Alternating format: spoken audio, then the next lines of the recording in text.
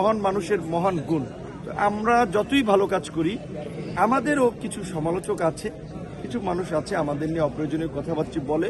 তো আমরা যেখানে চাই এগুলো নিয়ে নানান ধরনের পত্র, আপনার ইউটিউবে লেখা, ফেসবুকে লেখা, এগুলো বলে যে তারা এইটা মানে না, ওইটা করে, এগুলো হচ্ছে তাদের গাত্রদাহ থেকে। তো যাদের এই গাত্রদাহ, তাদেরকে আমরা অনুরোধ করবো যে শীতের সময় সকালবেলা ঠান্ডা পানি দিয়ে সাবান দিয়ে গোসল করবেন, এই গাত্রদাহ দূর হয়ে যাবে। আর হিংসা বিদ্বেষ মানে মনের মধ্যে রেখে মানুষ হওয়া যায় না।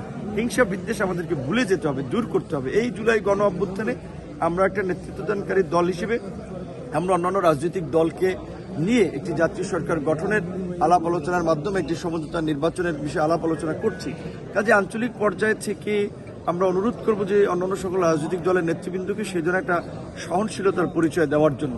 এবং বাংলাদেশে আজকে যে সময়ে আমরা নির্বাচনী উৎসবের দিকে যাচ্ছি, সে সময় কিন্তু এই উৎসব একটা আতঙ্কে পরিণত হয়েছে, একটা আশঙ্কায় পরিণত হয়েছে। আপনারা শুনেছেন যে ঢাকায় এই ইনকিলাব মঞ্চের সংগ্রামী তরুণ আমাদের ছোট ভাই এই ওসমান হাদিকে গুলি করেছে দুর্বৃত্তরা। কারণ আমরা বারবার বলে আসছিলাম যে যখনই নির্বাচনী তফসিল ঘোষণা হবে, এই নির্বাচন যে তফসিল ঘোষণা হলেই নির্বাচন হবে সেটি বলার অবকাশ নাই। কারণ ওই পতিত ফ্যাসিস্ট শক্তি, পরাজিত শক্তি, তারা নানানভাবে দেশকে অস্থিতিশীল করা, নির্বাচনকে বানচাল করার কাজ করে যাচ্ছে।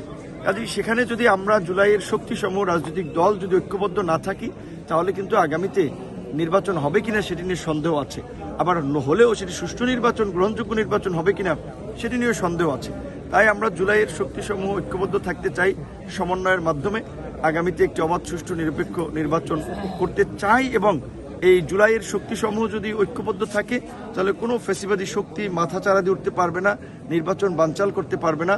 আমরা আমাদের ছোট ভাই, আমাদের এই সকলেরই পরিচিত ওসমান হাদি যেভাবে গুলিবিদ্ধ হয়েছেন, খুব গুরুতর, আল্লাহ তাকে বাঁচিয়ে রাখুক, আমরা তার জন্য দোয়া করি। খালেদা জিয়ার অবস্থাও খুবই গুরুতর, তার জন্য আমরা দোয়া করি। তো আমরা যেখানেই যে রাজনৈতিক সভা হোক না হোক, আমরা রাজনীতিবিদ যেহেতু আমাদের কার্যক্রম সেটা রাজনীতিক দেখায়, কিন্তু আশা করি যে আমরা সবাই যতটুকু অবশ্যই পরিপূর্ণভাবেই এই নির্বাচনী আচরণবিধির নিয়ম নীতি মেনে চলার চেষ্টা করবো ইনশাল্লাহ। আপনি নিরাপত্তাহীনতা